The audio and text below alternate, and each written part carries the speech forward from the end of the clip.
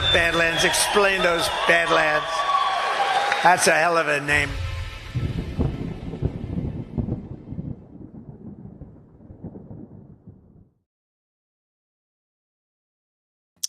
Well, good evening, everybody, and welcome to the Liberty Den. Got a full house tonight, and you're all on time. This is the Liberty Den first, I think. Unexpected for sure. Yeah. Lisa berated me to make sure that I got here on time. She was like, "Don't be late. It's rude." Here she is. Thank you, darling. I like her that much more. I figured you would. Figured you would. Awesome. How you guys doing? Yeah, right. Doing well. Doing all right, man. You all sound super excited. Well, I think everybody is trying not to step on each other's toes because we don't want to get scolded by pops here. But Zach speaks for all of us. yeah. That way everybody doesn't have to talk all at once. I will say, I am anxious to get Ash's summation from the week because, of course, she was at that trial. Yeah. Yeah. There's a lot of different angles we can take that. Well, that was a prompt, and I expected you to just take it and run with it in whichever direction you wanted. Well, that's a deep top. I mean, we haven't done a sponsor. Like the other two haven't even talked yet. We're gonna jump right into the trial. Start from the top, Ash. Monday, right? The jury selection. No. Do we have a verdict We can yet? definitely talk about it. No, they held over. So they were they deliberated. They get that other witness? No. You know who the other witness was? Who the other witness was going to be? Mike Lindell wanted to go back on the stand. He wanted to talk about and clarify some things with Dr. Frank, the testimony about Dr. Frank and his credentials, according to the press conference that he gave after the case went to the jury today. Did Dr. Frank testify, like either in person or by deposition? No, but he came up a lot. That's why I was kind of thinking it would be good to actually get him in there. So what was in contention? I mean, are they suggesting he's not actually a doctor? Halderman testified that Dr. Frank was a math teacher. And he's like, they were like, what did you think about Dr. Frank's data? And he was like, well, Dr. Frank, he's a math teacher, I think. Like he said it like that. Was that supposed to be bad? I mean, disparaging. Well, he's not an elections expert, Zach. That's the point. He's just a math teacher.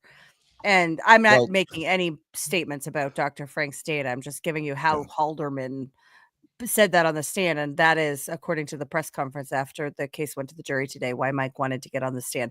The judge told him no. So, I mean, is anybody an elections expert before they decide to become an elections expert? I mean, I don't think there's a degree. There's no higher educational programming for elections expertise, right?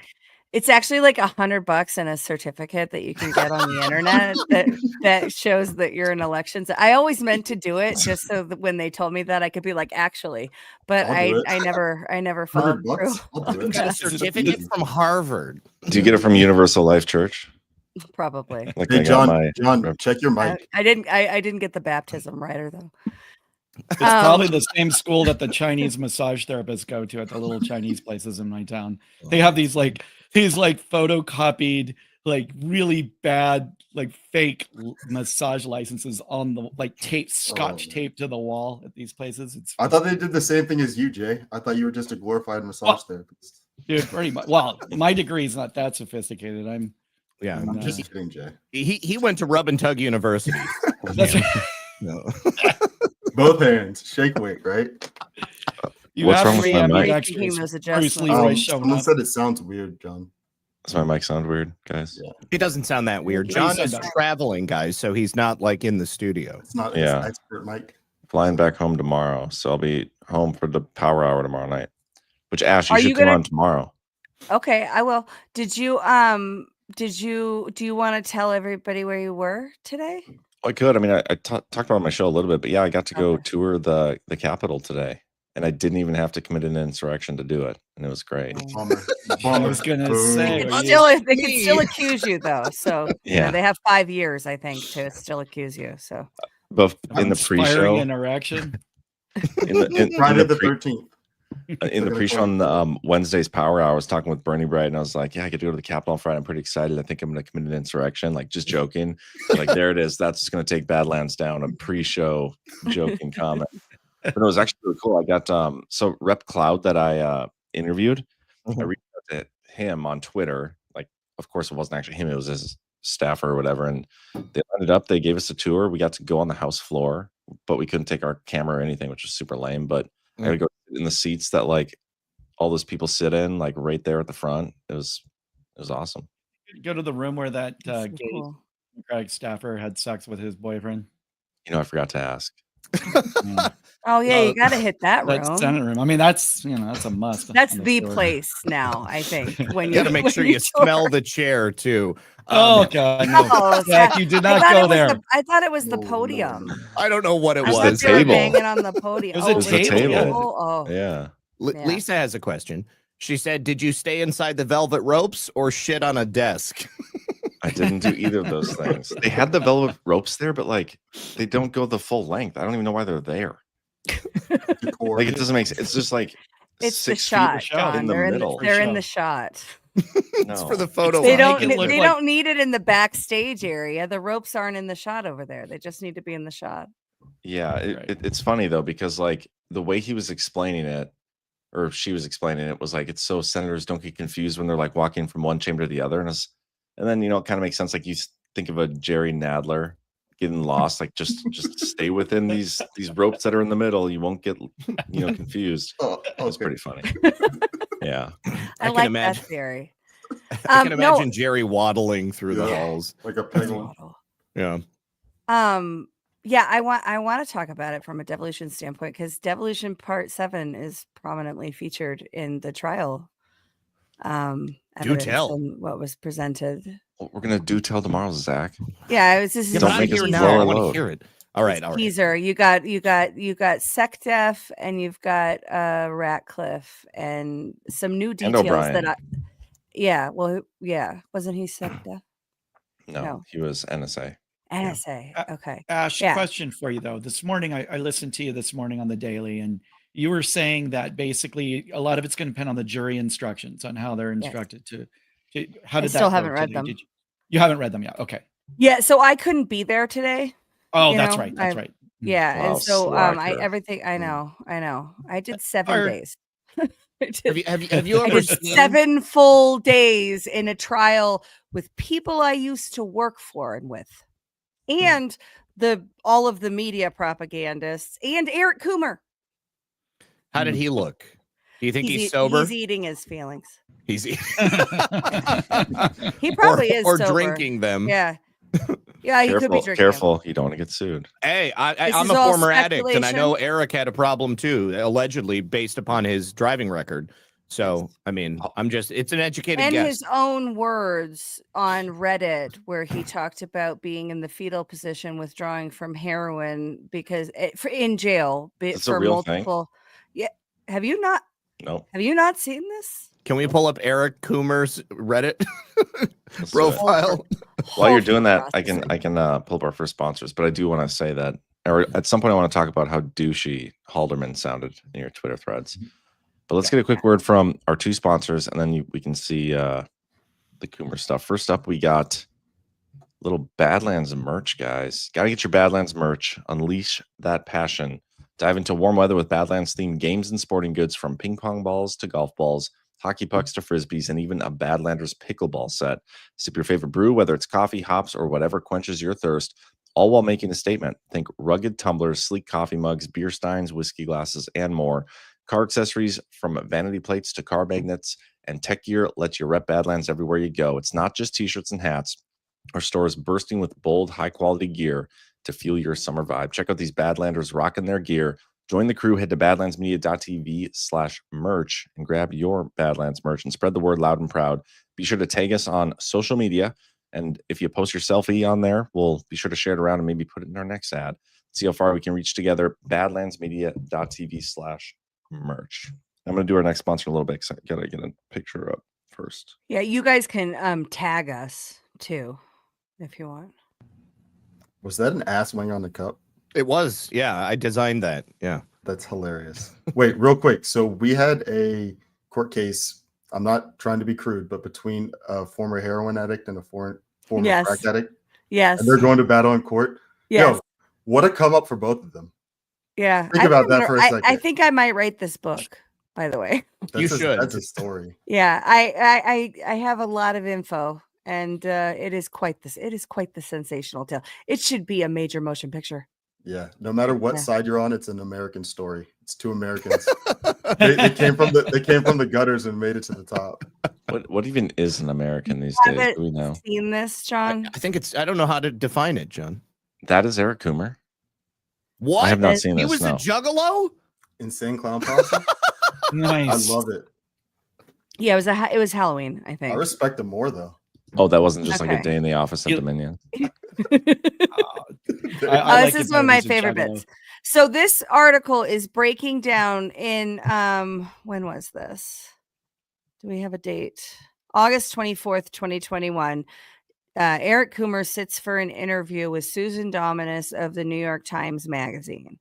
And he tells his story of becoming the he was the perfect villain for voting conspiracists is the title of the article. So I'm just going to read I'm not going to read my commentary. I'm just going to read the quotes. He was a gifted programmer known to be serious about his work, but informal about almost everything else, prone to profanities with a sense of humor that could have blunt force. Traveled around the world for competitive endurance bike races, would have blended in on the campus of Google, just one in a crowd of nonconformist tech types. He stood out for the full sleeve tattoos on his arms, one of Francis Bacon's screaming popes, some Picasso bulls, and the half-inch holes in his ears where he once wore what are known as plugs. He now places those plugs up his ass.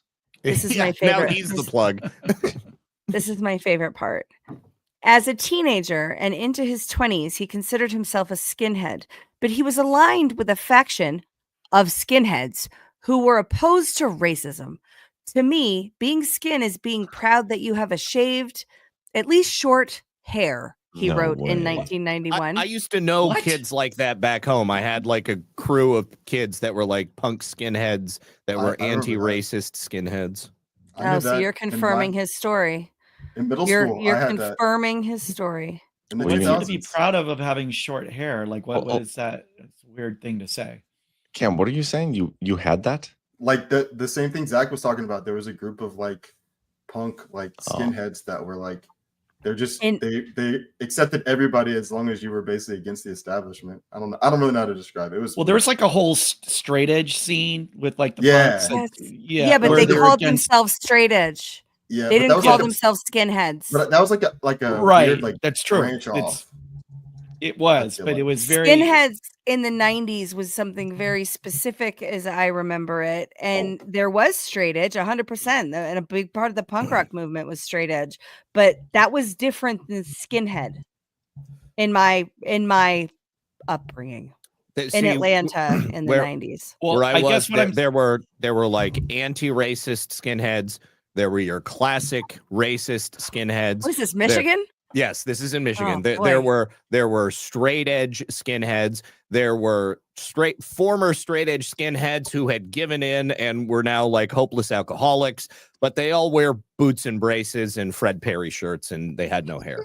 And then the girls would have like flight bomber jackets with like shaved heads on the side with like these like super ugly locks of dyed hair, manic panic, and usually some funky glasses or something like that. Lots of shit in their faces. The 90s were so lit. Yeah. And Doc Martens. You had to wear Doc Martens. Yes, you did. Yeah. Which faction kidnapped Whitmer? Those were just some up north Yoopers. I mean, like they weren't even skinheads. Oh, what the hell? They were fed Yoopers. I like that. That's a good term. Yoopers. Yeah. Upper Peninsula? Yes. All right. In 2004, at age 34, He wrote on a climbing message board about his struggles with heroin and cocaine and how much they had damaged his life. By then, he was on the verge of bankruptcy, had lost his marriage, and had ended up in prison after being charged with several counts of driving under the influence. Another bout of dry heaves racked my body as I lay on the cold cement floor of the jail cell, he wrote. Jail is no picnic under the best of circumstances. Being in jail while withdrawing from heroin is absolutely the worst I can imagine. End quote. What? Yeah. In 2005, he managed to stop using heroin for good. I stayed with a friend for a week and told him to take my shoes and wallet, Coomer told me. 3 months later, while he was... That's going to stop an addict. Wait, that was it? That was That's it? it. Now Well, he's I really want to fix, but I'm barefoot. So I don't want to I'm get not judging him. sued. I don't want I'm to not get judging sued him. for defamation. So let's go to the source, Okay. to that part, and see if it's... How many people has he sued, by the way? There's a bunch. So there's a tracker out there of it. No way. Where is the heroin bit? Coomer lawsuit tracker. Has he won any of these? Here. Most people settle.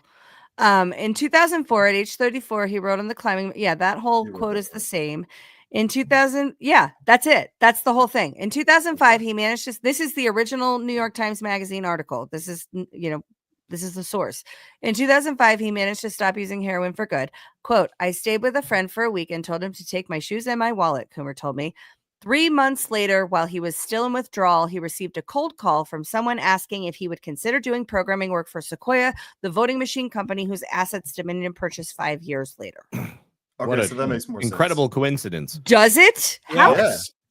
Yes. Why would somebody call a heroin addict and Oh, offer them not that some part, like not that fancy part. job? That's what I thought you were That's not what I'm saying talking- makes sense. No, I'm Well, saying it makes okay, more okay, sense okay, that yes. he was still. Oh. Sorry, go ahead. So here's Okay. the thing. When you're a programmer or like, you do like exclusive computer work where you don't have to actually go someplace, you have a lot of time to get high. It's just you in your apartment on the computer. As long as you produce, nobody is going to question, all of the hours that you're spending just getting totally zonked out and gooning. Not saying that he did that, but I'm just saying that's possible for somebody like that. Okay. We are talking about a voting machine company, right? Yeah. So Reaching out to the him. voting industry runs on public trust. It should anyway, on public trust. Yeah. And what is their vetting process? 3 weeks out of it said 3 weeks, right? Or was it 3 months? I keep getting that mixed up. But Ash, he didn't even approach them. They approached him. Like, that's crazy. If he's just strung 3 out months. and like in withdrawals for 3 months, some company just randomly reaches out to him. That seems kind of odd.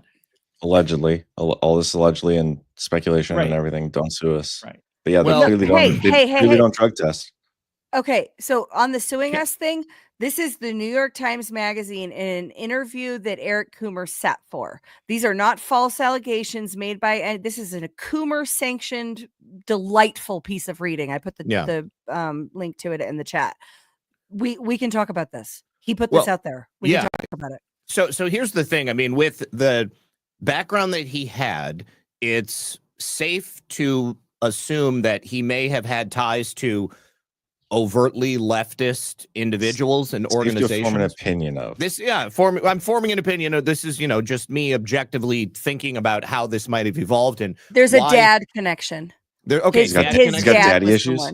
His dad is someone. Yeah. Okay. So, but Sequoia was founded in 2005 by Venezuelan engineers. Allegedly, his dad. Well, Venezuela is a communist country.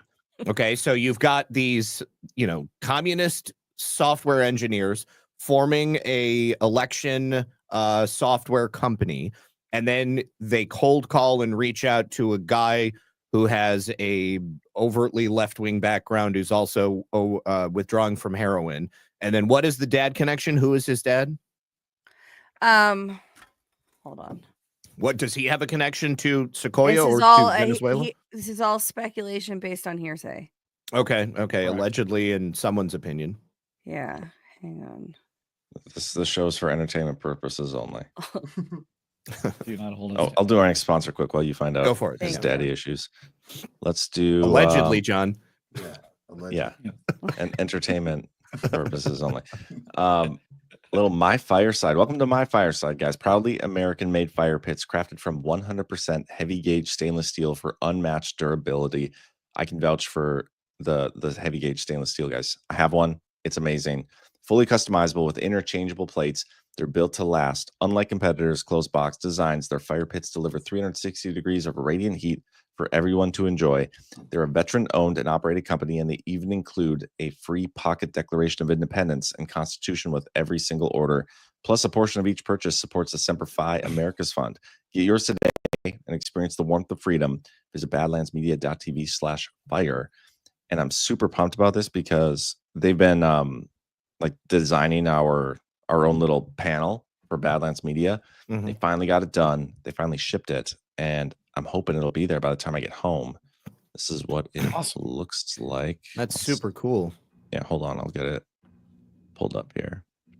Yeah, there it is on the screen. Awesome. Oh man, nice. Just got That's sick. shipped. Yeah. So yeah. super excited. Check it out, guys. They have all sorts of different sizes, different price ranges.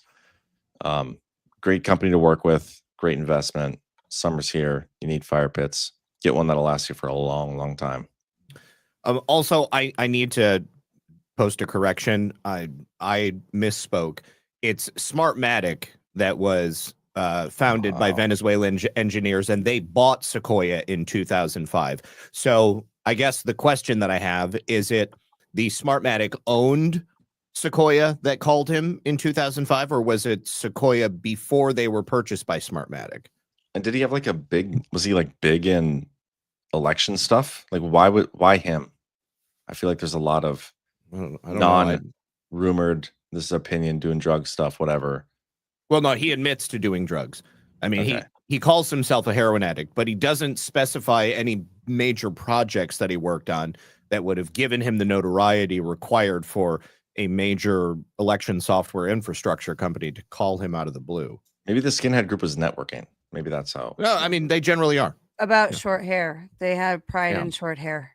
Yeah. Very. I can't find it, so I retract the statement for about his father.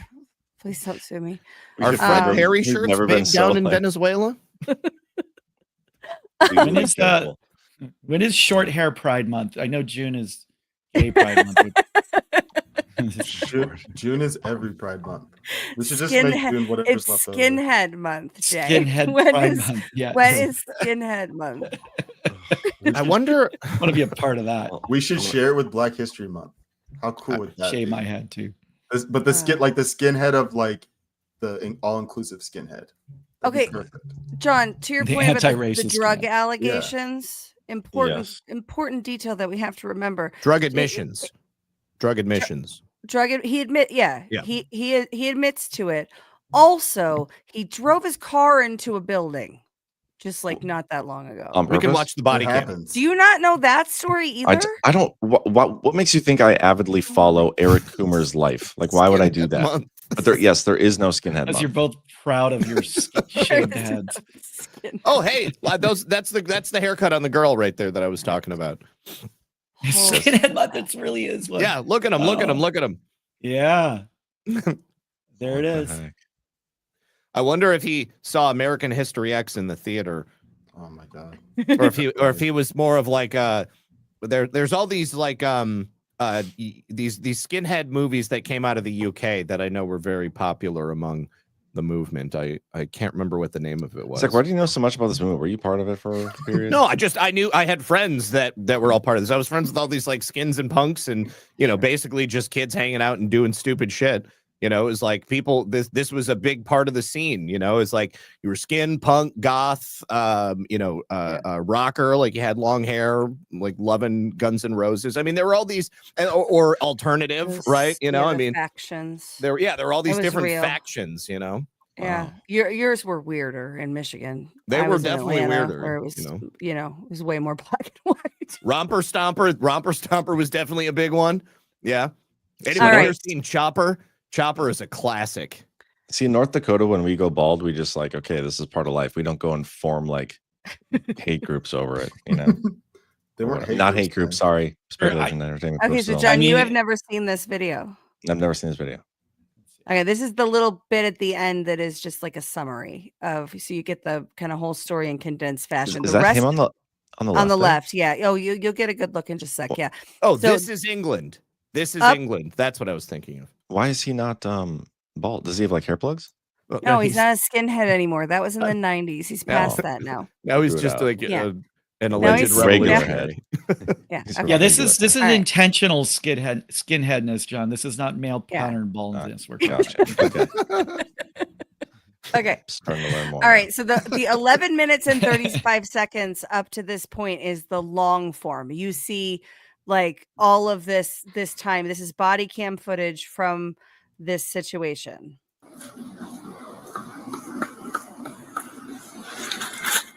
So you had a little accident down there, huh? No. Okay. There are Wait. You got to tons of witnesses down there described you to it. Is he like Yeah. See sober? this part, and then we'll jump Honest back. question: is he sober in this moment? No. No, Watch the tongue lick he did. So his story, and he gets away with this. His story is that he crashed the car, but he wasn't drinking. He was just on his phone, and then he went to the bar and had a couple shots with the cook, and that's why there's alcohol on his breath. That's the story. And But he got away with that. oh, it's so much worse than that. So I'm just gonna play this clip of where they first come to the door, because it's not in the summary clip at the end, and then we'll play the summary clip. But like, this is amazing. How are you? Good. Are you Eric? Yeah. So, were you driving your truck? No, I've been here putting the order away. Okay. Who was driving your truck? I don't know. Okay. So where is your truck? It's 2 blocks down on the right. Okay. And you just parked it there? Yeah. Okay. Have you had anything to drink since you got here? Yeah. Had a couple shots with the cook. Okay. Do you mind if we step out back and talk for a second? Yeah. All right. So I'm lost in my. I'm just. Is he driving a self-driving Tesla or something? No, it's No, like it's a truck. A truck. Big. That's a big enough truck to put a hole in a brick wall. He just parked it there though. So what happened was, like, they asked him to ask him, and he denies, and then his lawyer shows up to the scene, convinces him to tell the truth, and they let him go. Wow. So you had a little accident down there, huh? No. Okay. There are tons of witnesses down there described you to a T. The tongue lick. Done.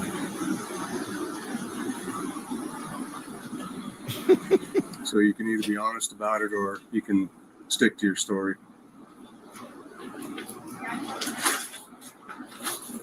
Not sure what you're asking about. The accident that happened right over here. Not sure what you're Second asking G. You weren't driving and had an accident in your own vehicle? about. Not that I recall. Not that you recall. Okay. We'll go with that then. Oh my gosh. Yeah, this is Eric. He doesn't recall. All right, we're going to discount that then. He's going to need to take a look. Yeah, we got a tow truck coming. He's going to need a license retest too then also. Okay. Do you have your driver's license on you? Yep. Okay. Make sure we do a maintenance scene, failure to report. What town is this in? Careless driving. Salida. Okay. So we ran into something then.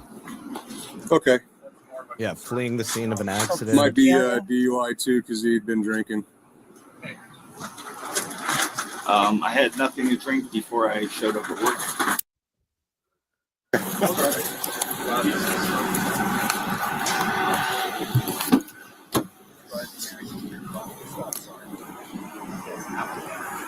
Say around the stop sign before that or just after? No, Second. So we All right. Sorry. Hear me out. While I read these, and I'll have 2 questions for you. You have the right to remain silent. Anything you say can or will be used against you in a court of law. You have the right to talk to a lawyer and have him present while you are being questioned. If you cannot afford to hire a lawyer, one will be appointed to represent you for any questioning if you wish. You can decide at any time to exercise these rights and not answer any questions or make any statement. Do you understand each of these rights that I've explained to you? I do. Having these rights in mind, do you wish to talk to me now? I do. Okay. So, walk me through what happened. I was on my phone. Okay. I've been under a lot of stress. Okay. I hit the building and I panicked. Okay. So You were on your phone, didn't watch that stop sign, just went straight through. I did. Okay. So hit the building and then you drove down here to where we're at now. And I went to work. Okay. I panicked. Totally wasn't drinking though. Can Google my name. Okay. Yeah. All right. So missed the stop sign, did hit the building, but then panicked from there and just parked, went to work, and didn't deal with it later. 1075 Mars. Type situation. Okay. So, So you know the Was he- damage. You want to see the damage? oh my God. It's like he didn't kill anybody. Straight into the building. Wow. Holy shit. Was there like security camera footage of him in the car? Never saw it. They said there were a bunch of witnesses. Like He got a everybody had seen it. $250 fine and big points on his license. How did they not? Oh my, this is unbelievable. I mean, fleeing the scene of an accident, that should be a felony in and of itself, I would imagine. He drove through a building. Why are we talking And about then it lied now? about it repeatedly. And then his lawyer shows up on the scene and he's allowed to go. And he ends up, I have his arrest.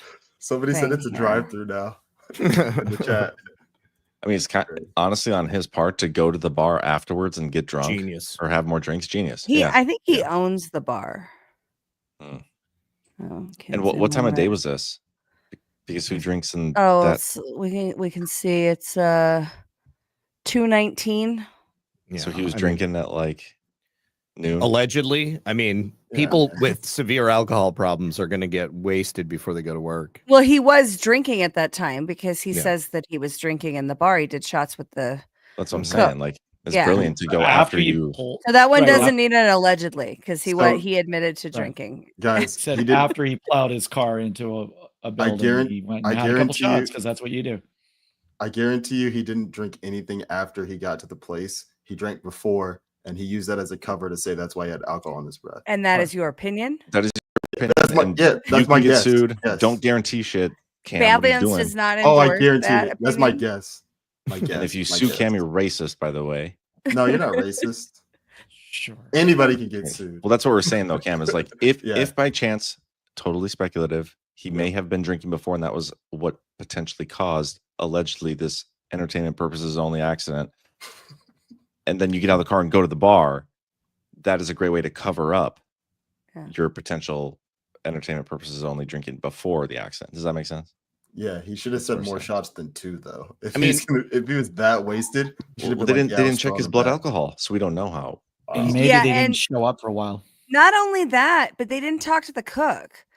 I did a couple shots with the cook. Okay, there's a witness. We're investigating drunk driving, right? You look at that and you think it's drunk driving. The cops would certainly, and so they're investigating. He says, "I did a couple shots with the cook when I got here." They didn't even talk to him. Rebel Nader brought that up in the chat, and that's the detail of the story that pisses me off so much about this police work is that they just accepted that. And I mean, who among us would get this treatment? By the way, none of us.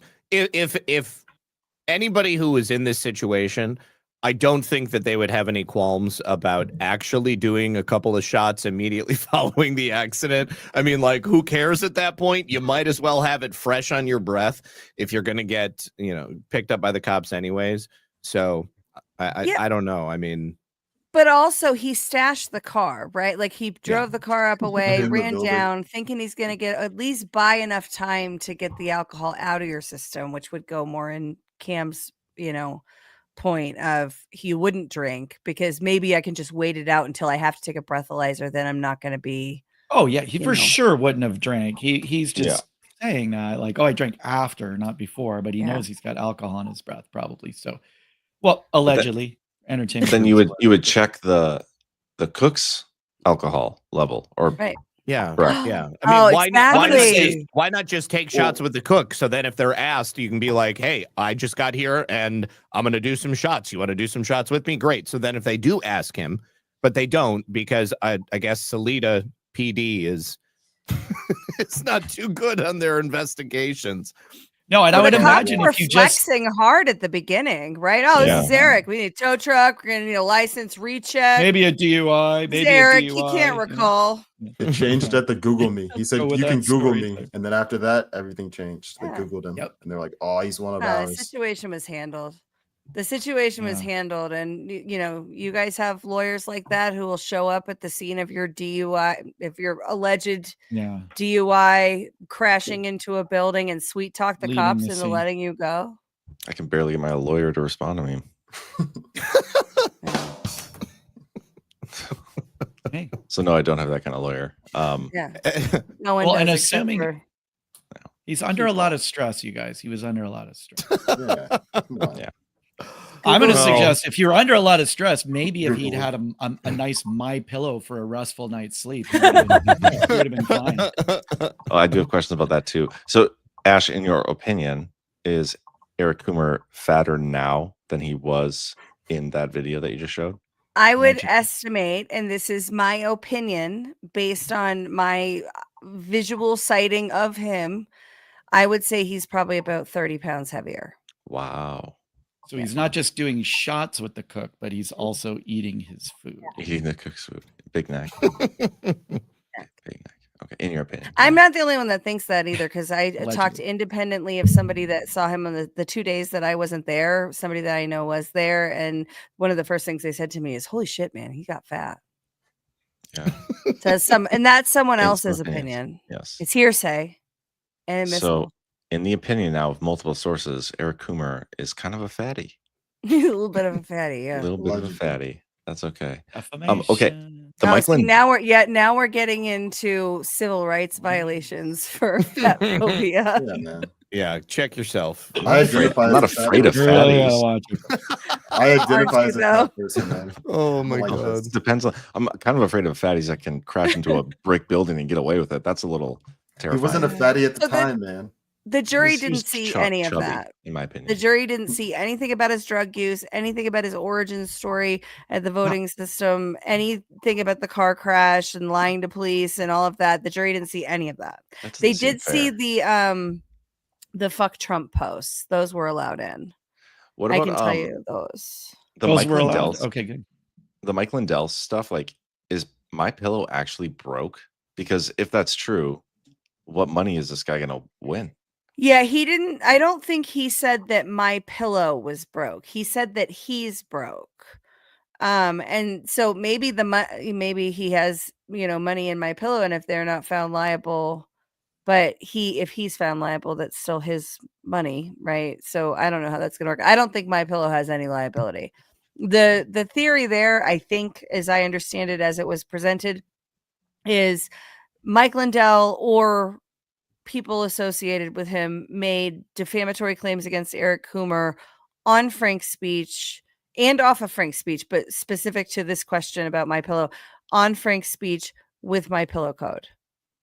So it's not Badlands said something and My Pillow was being advertised on Badlands, so Mike Lindell is liable for anything that's said. That's what that's egregious. That's not First Amendment at all. We can't live in that society.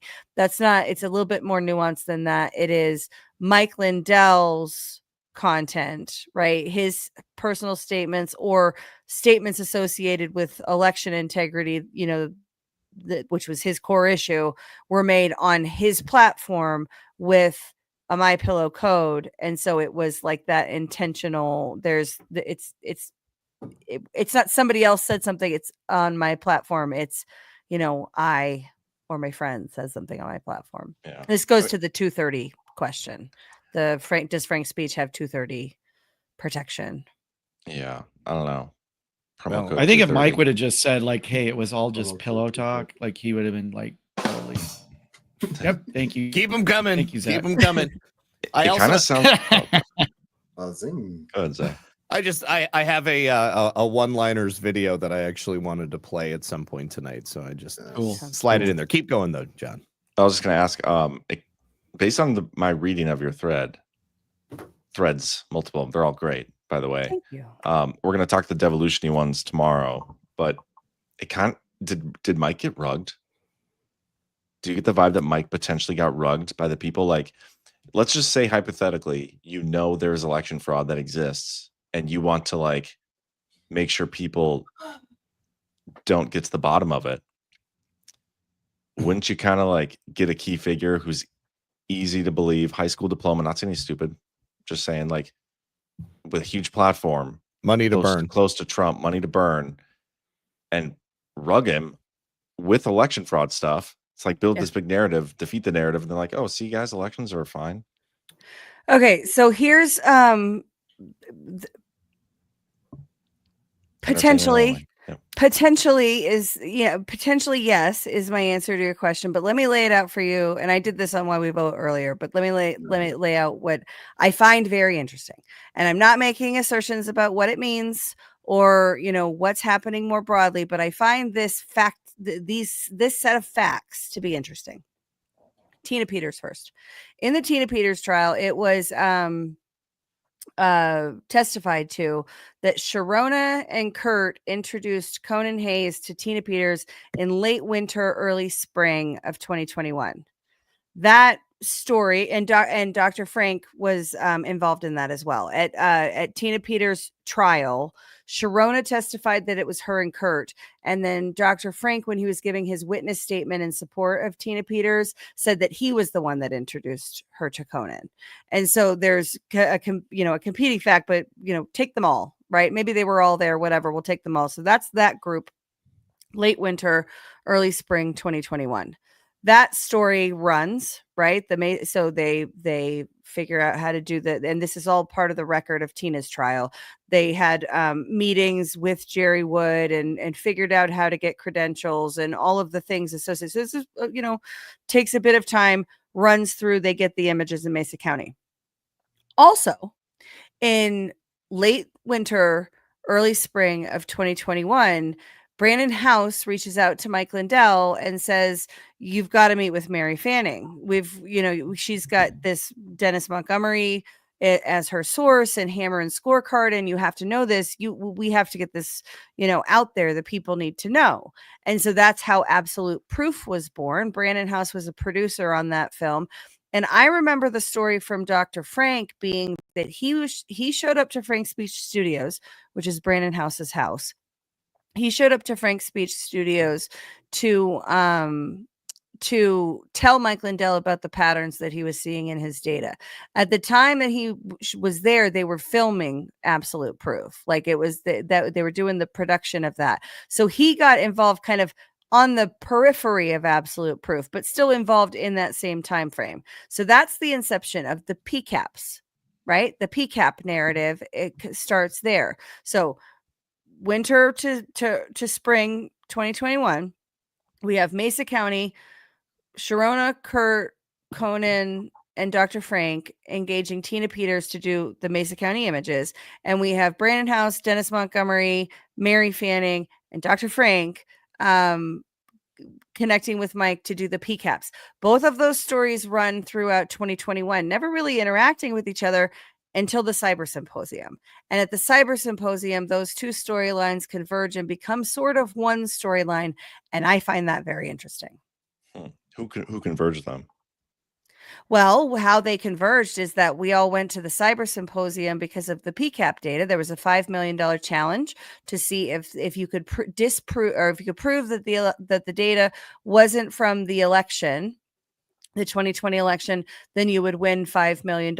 Now, there was a lawsuit about that. It was ordered that Mike had to pay it. It's in appeal and arbitration now. And who won that again? I don't remember. Some guy who proved that it wasn't real. But how they converge is that at the Cyber Symposium, it turns out that the PCAPs aren't aren't real, and everybody's saying that the P camps aren't real. And Harry Hursty is talking to CNN upstairs at the cyber symposium saying that they're not real. And then the whole thing with Josh Merritt happens where he talked to a reporter and then he was locked in his room and all this stuff happens. But that's a disaster, except that Tina Peters was there. And all of a sudden the Mesa County images were the story on the stage at the cyber symposium. It was then about the Mesa County images. Something doesn't smell right. So it doesn't feel organic or natural to me. It feels oppy. Very oppy. Very So ruggish. So did he get rugged? I mean, potentially. It's a matter of, what did he know and when did he know it? I don't know.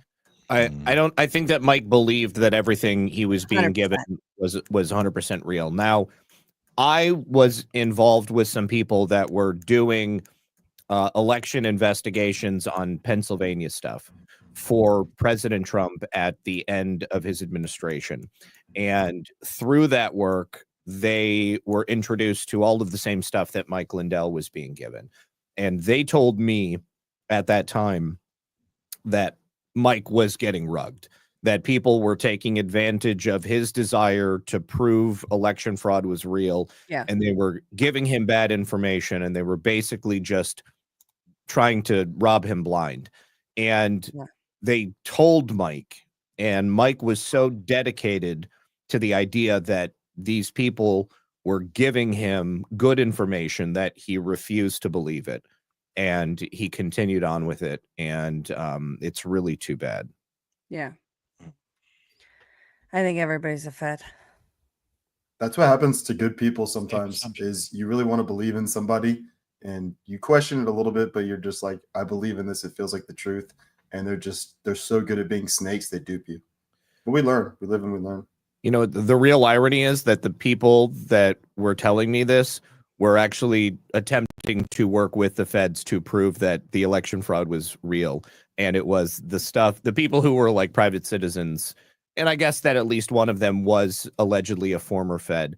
I'm not going to name any names, but like, what was your take on Dennis Montgomery and his information? Because one of the things that I heard Mike saying was that, the reason he trusted Dennis Montgomery is because he was a real whistleblower, and all of this stuff that he had brought forward was under the State Secrets Act or something like that. And it couldn't be released. And so because of that, he put more of an emphasis on what Montgomery was telling him. So the only thing I have is the clips that were played of his deposition at trial. So he wasn't there in person. It was deposition clips that were mashed together into a presentation that was played for the jury. And it was the plaintiffs produced it. I don't think that we saw rebuttal deposition clips shown. I didn't. There weren't any. That was what we saw, and I did not find him to be credible. Now it's a mashup, so maybe they selectively edited a very credible testimony in such a way to make him appear not credible. But I would think if that was what the exhibit was, I would think that the attorneys would have corrected it with an exhibit. I think that what was presented is what the testimony was, and the testimony repeatedly contradicted itself.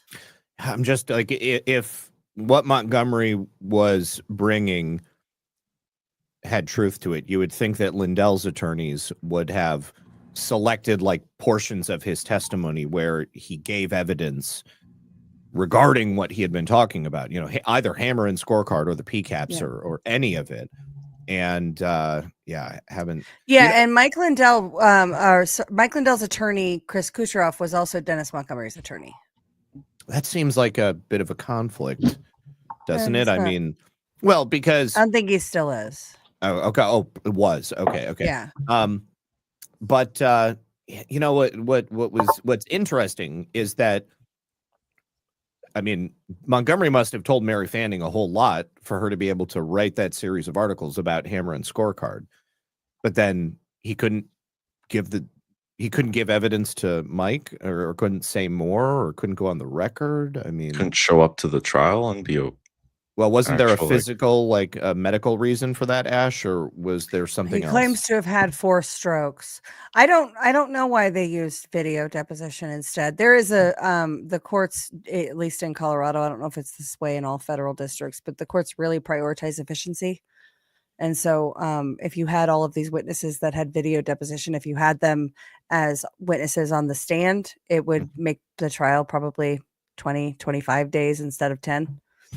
Okay. So every witness blew past their time allocation that was planned by, because in the pretrial order, you do kind of, here's the witnesses, here's the order we're going to call them in, and here's the amount of time that we expect it's going to take. But if it takes longer and it's material necessary to the case, then you take longer. But you have to end within the allotted time, pretty much have to end within the allotted time of the trial. Sometimes they have a buffer and stuff. But so yeah, I think there's an efficiency aspect of it.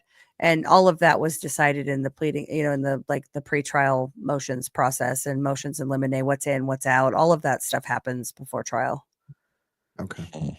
But So Brandon House was supposed to be in person, and then they ended up doing deposition for him as well. He testified that he had nothing to do with Frank's speech. He had a staffing company called Johnson House that ran the entire back end of Frank's speech. They did, yes. And then he went over to Patriot TV and worked his magic over there as well. Yeah, just these. Yeah, I don't know. Withhold that statement. Strike that. It's overruled or sustained or whatever. Say it. Sustained is good. I think we'll sustain that one. Okay. I don't find him correct. So let's talk about the money he was paid. Mike Lindell traded him a house. This is Dennis Montgomery's testimony is I traded him I think it was controlling, but it might have just been an interest in Blixware, his company. And the PCAP file was in a .blx format, which is a specialized Dennis Montgomery created file format, was the expert testimony when the plaintiff's experts testified about Dennis Montgomery's data, which they did.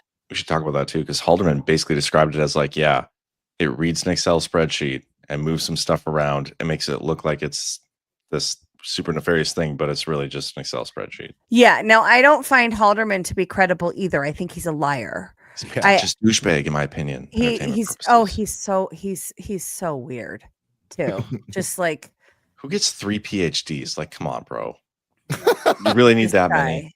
This guy definitely does. Who proves that there is the ability to steal elections and then makes it his mission to basically try to discredit his own research? So are you referring to the are you referring to the curling and the pen?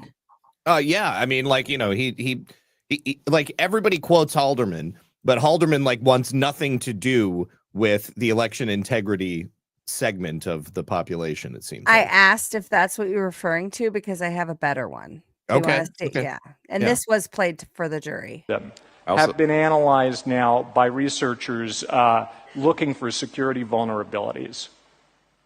In every single case where a U.S. voting machine has been analyzed by competent security researchers, they have found vulnerabilities that would let someone inject malicious software and change election data. Every single case. That's pretty damning. Yeah. So, and that came after it was like 8. I don't know. I could be off on my times on this, but it felt like between the 2 days that he testified, 8 hours, maybe it was 6, but it was a long time that he was on the stand. It was most of yesterday that he was on the stand. And he spends all of those hours assuring the jury of the safety and security of the voting systems and how people that would question, you can't just go in and change something in a voting machine. That can't happen. This is science fiction. He had a PowerPoint presentation that had science, and it was a paper about security of elections from the national academies, and science fiction, and it was absolute proof. And he spent all this time talking about how the data, what the story that was being told in absolute proof, the theory, the science fiction of hammer and scorecard, that can't happen, right?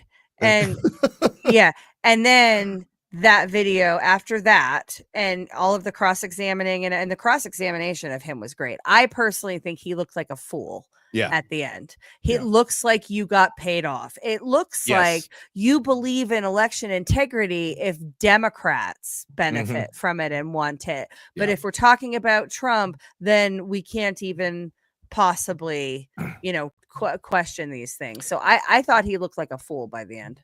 I thought it was interesting where the part when he was they're talking about his report in Michigan and how before he put out his report and his analysis or something, he met with the AG there like twice. He had 2 meetings with the government, and then he like changed his report. Yeah, so he had, and this is new information. According to Chris Kucherov's question of him, nobody had access to Haldeman's draft reports until February of this year. Yes, it was prior to that. This is the subject of litigation, but ordered to produce them, they were produced in February of 2025. And so he had a draft report on March 26th of 2021 assessing the situation in Antrim County, and in part of the report he concurred with ASOG and their findings. He meets then, that's March, I believe it was March 23rd. March 20, he has that. Then he meets with I don't know that it was just the AG. I don't remember if it was like one of the sex state and the AG, or if it was both of them, at different times, whatever. But he meets with the government, the executive branch of Michigan, who commissioned his report. They commissioned him to do an independent assessment of his, of the situation. He comes back with his findings. His findings concur in part with ASOG. He has these 2 meetings, and in his final report, which is March 26th of 2021, so like 3-4 days later, I don't know how you calculate that. Do you count the originating day? In law, you don't, but I think in real life you do. I don't know, but in your opinion, whatever. Allegedly. So, like he changed it. He took out the concurrence. And when he was asked about it, said it wasn't super material. And Chris pressed him on that. And he admitted that and I'm paraphrasing heavily here, but the gist was he didn't want his report to be used to enable misinformation. So he changed it. Wow. This is like that Danish scientist that Fauci wrote the email to and gave like $500 million. And then he changed his mind about the origins of COVID. So that's Haldeman is a fool, in my opinion, because it completely discredits him to have gone to such a direct 180. Like, of course, the concept, like whether or not we have Hammer and Scorecard, the concept of Hammer and Scorecard, like, a program that can manipulate the outcome of elections, is so clearly something that very well could exist. Okay. And like, I am certain that it must. Like, with as many vulnerabilities exist in these various types of election infrastructure machines, whether it's like, the tabulators or the machine itself that's taking the initial vote. Every single one of them is insecure. And at every single link in the chain, you have an injection point where it's very 100% possible to change the outcome of whatever it is that you're doing in that piece right there. And he's obviously been paid off, in my opinion, because that's what happens. These people are honest, and then somebody says, how would you like $500 million? And then next thing you know, they're making a completely different assessment that doesn't line up with their original findings. And I'm not saying Haldeman got paid $500 million. He was paid $750 an hour for his testimony. Okay. Well, and his expert report and all of the work. Yeah. It's crazy. Guys, I'm going to be ducking out here. I'm just exhausted. Long day. And we got a flight home tomorrow. But okay. Can I tell you one more factoid about the case before you go? Yeah. So the best, crazy moment was he's being asked 4,000 voters in Alabama over the age of 100 voted. Yeah. He's being asked about this, and they're going back and forth. And he goes, sir, it's like 4,000 voters over the age of 100. And it's this, it's voter hygiene. And, the gist of that whole diatribe is managing large databases is really hard. It's just a data hygiene issue. It's not a problem. And Kucherov says they voted, and he goes, so what? The gallery erupted. I thought for sure the judge was going to clear the gallery when she dismissed the jury. She handled it great. I mean, she was super. No, she said, listen, if you can't control, she said, you guys have been really good. You've been really quiet. I get it. We can't do that when the jury's here because that gives them extra information and that's not okay. If you can't control yourself, go in the overflow room because, there's no court happening in there. So that's so funny. Was the gallery mostly like voter integrity people or was it mostly people into fatties? Well, it was the side that it was the Mike Lindell side that erupted. And that was mostly, it was, his people and then a lot of grassroots people, mostly boomers because they're the only ones that could spare the time aside from me. So crazy. Looks like Mary Fanning's in the chat. Is that true? Oh.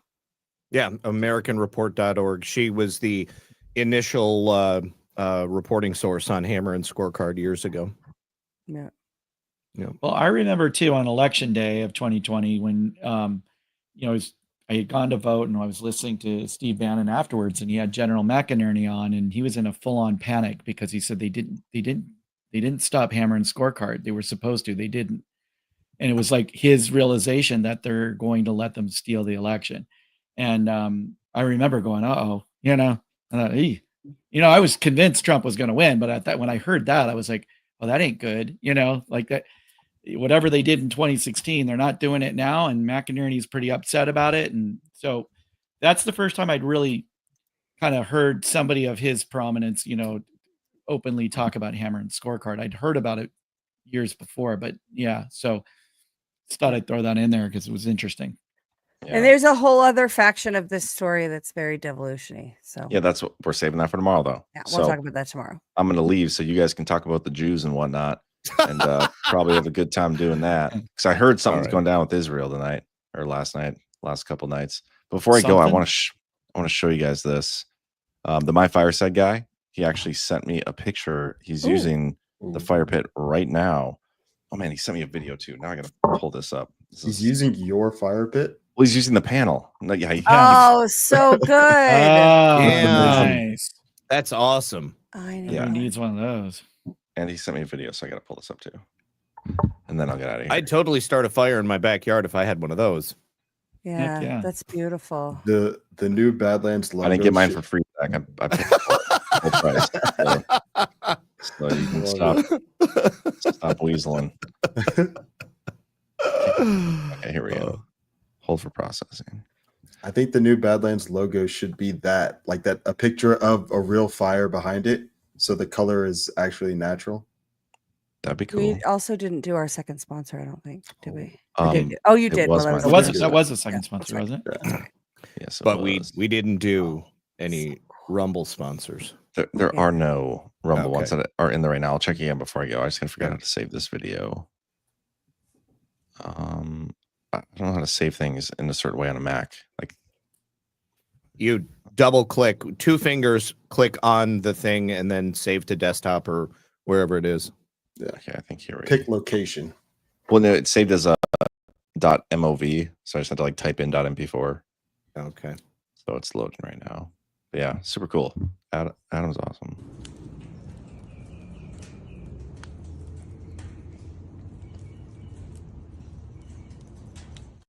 Look at that. That's great. He's got Cash Patel ones. He's got all sorts of ones. Check it out, guys. Check out the website. They're a great American company, and yeah, now we got a Badlands logo finally, so I'm super excited about it. Anyway, you guys have a great rest of your night. I'm peacing out. Ash, we'll have you on tomorrow. I'll talk to you tomorrow. I'll text you about some of the things I want to talk about. So sounds good. Thanks, everybody. Just super tired. See you, John. See you, John. All day. Love you, John. Good night. Get home safely. Yeah, you got to rest up for Riot Day tomorrow. Yeah, dude, you got to go rage tomorrow in the streets. Oh my God, you're traveling on No King's Day? Oh shit! I was gonna wear a crown for No King's Day. Wear it tomorrow. Wear it tomorrow on DPH. Well, that's what. Yeah. While I was at the Capitol, actually, or in DC, we walked right to where the big main stage is, which is like right in front of the ellipse, in front of the White House. And it was actually pretty cool. Like it looks like a pretty cool route. But there was like nobody there. There was no protests. Like it was just eerily quiet almost. Did you sharpen your flagpole and head over to the Capitol? Is that a euphemism? To commit yes. That's how they say we took over the Capitol, was with sharpened flagpoles. Oh. No, in the 14th Amendment trial, that was the testimony. I saw no sharpened flagpoles. Yeah. It was pretty mild, but it was a good time. I'm just glad you First time didn't see being- gay porno. I'm just happy you didn't see it live being filmed. I'm always happy when I get through a day without It's having to see always that. a good so. day. Yeah. You don't walk in on a gay only I mean- kids shoot. But the Capitol, man, it's known for that. It's a mile. If that's your historical standard landmark. of having a good day, man, that's pretty Oh, pretty good standard right there. I love I've it. lived a very good life. God. Been Night, blessed. keep your butthole tight, John. Oh gosh. Thanks for that, Cam. See you guys. See you guys. See you, Travel safe. Oh. So Ash, have you followed the Karen Reed trial at all? I have not. I don't. I've followed nothing except for the Mike Lindell trial. Yeah. Yes. Well, this has been going on longer than the Lindell trial. Lisa is obsessed with it. I have I followed the old one. I haven't followed since they've been back. I followed through because Mrs. Burning Bright was pretty obsessed with it as well. But it was but no, I don't know what's happening with the latest iteration of the character. You should watch the closing arguments, and basically it'll summarize everything that was presented.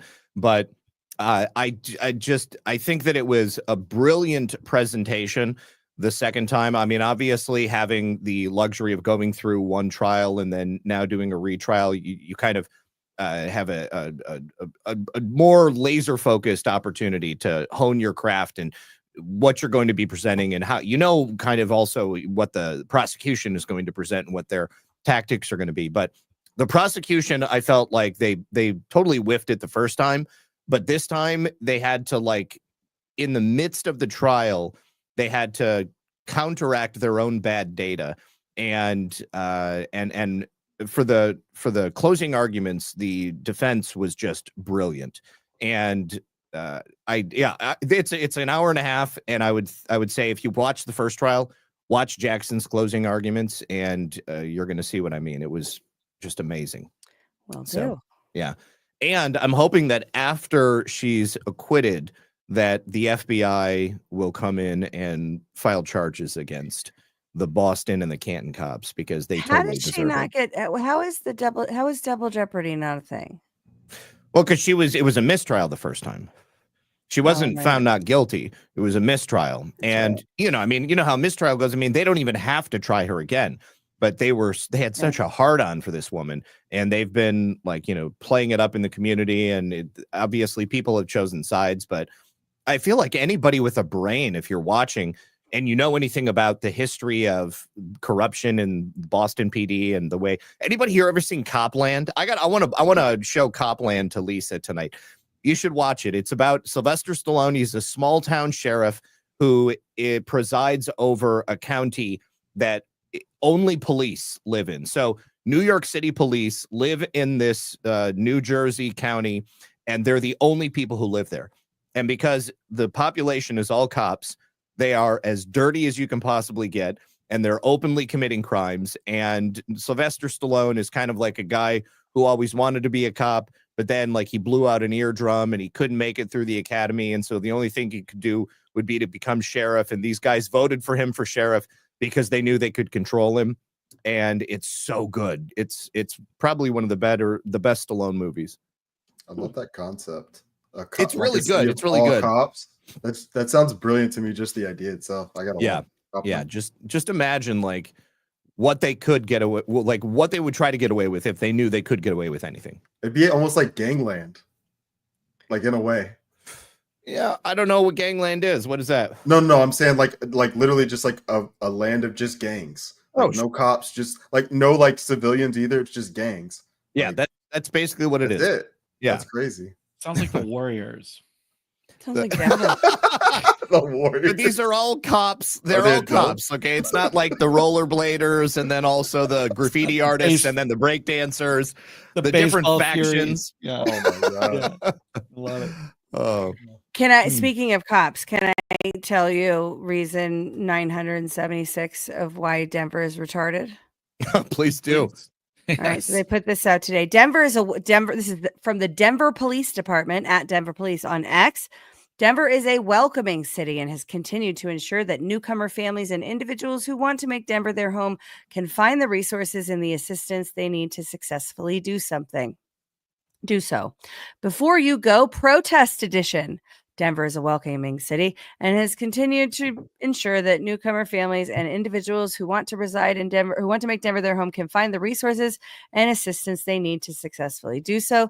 Community members have the right to peacefully protest, and we support everyone's right to peacefully protest. Demonstrators can help ensure safety by reporting suspicious or illegal behavior to the police. DPD is present at every large protest, and their role is to protect the community and their right to peacefully protest. DPD does not cooperate with ICE on federal civil immigration enforcement. Denver police do not call on ICE or any federal enforcement to support with protests. DPD uniforms vary in color. So if you see an officer wearing a uniform that's not our standard navy blue, it doesn't necessarily mean that they're from a different agency. Please don't hurt us. Exactly. Officers and destroy our shit. Officers sometimes wear protective equipment like helmets and body armor to protect themselves from possible assault or injury while working close to protesters. Denver police vehicles with the DPD logo are easy to identify, but we also use vehicles that have no markings. An unmarked vehicle does not mean it belongs to another agency. DPD are here to support communities throughout our city and are first to respond to any critical safety incident. It's the most beta shit I've ever seen. Yeah, that's some straight cuck shit. Yes, right there. thank you. Yeah, these. I'm sure that's going to matter to the rioters and the professional leftist ideologues that show up with the express intention of throwing a cinder block through that unmarked vehicle's window. We are not ICE. We have nothing to do with ICE. Please don't hurt us. That's exactly they're begging the community to not hurt them. That's funny. Yeah. So if you need to call 911. I don't know. It's what do you guys think is going to happen tomorrow? I think there's going to be widespread unrest, not necessarily everywhere around the country, but certainly in the leftist controlled areas, the larger metropolitan areas. If you look at the map, they've got stars on like 6 different cities. I think New York, Philadelphia, Phoenix, Houston, Chicago, and then Charlotte. Charlotte's the other one. Charlotte. Don't forget LA, man. Are you forgetting LA? Well, no, there's no star in LA, and I'll tell you why I don't think there's a star. Yes, because LA was the warm up. LA was to see what they could get away with in a Democrat area, and what they learned was that they've probably got a good 4 or 5 days of straight mayhem before anybody shows up. You've got the National Guard and you've got Marines guarding the National Guard in LA. So they know that is kind of it's a lost cause. They're not going to be able to do as much damage. So they're going to want to do the most damage in an area that they haven't already significantly hit. So the Democrat states are going to be less likely to call in the police. Houston is close enough to the border that they can call for reinforcements. And then Philadelphia is close to D.C. So anybody that would have gone to D.C. Is going to be going to Philadelphia. And also, you've got police departments that have like very low recruiting numbers right now. So they already know that they're going to be able to kind of divide and conquer. My buddy Terry, who's in Chicago, he was there he like embedded himself with the Antifa during this week. He like went in disguise and looked like he was Black Bloc, and then was like kind of following them and seeing what their tactics were. And so he said there was like 5,000 people there on Tuesday night. And they got to a certain point. Chicago has already got low numbers of police. And then they split up. The entire group split into 4 different sections.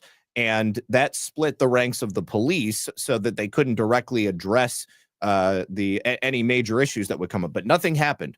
All they did was test what the police were going to do, so that on Saturday when they show up, there's going to be a lot more people there, probably a lot more paid agitators. And I think that they're going to do as much damage as they possibly can.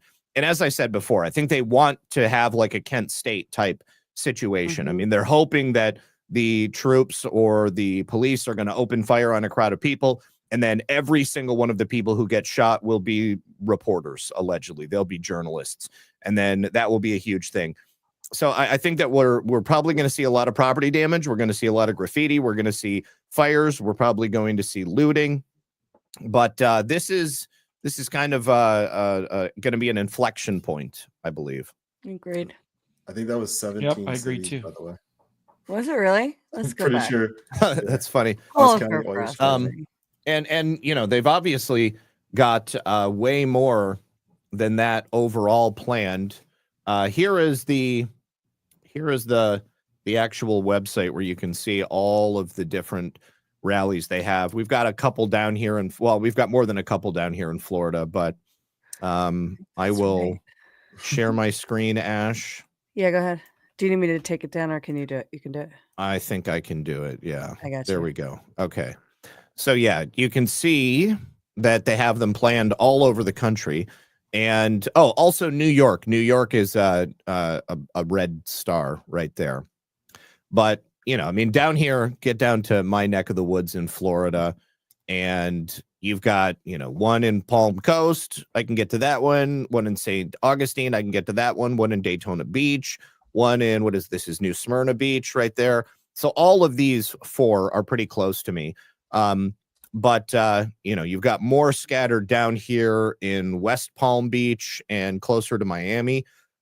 These obviously are, you know, I think they would love it if they could like set fire to Mar-a-Lago or something like that. But they also know that they're not going to be able to get away with much down there.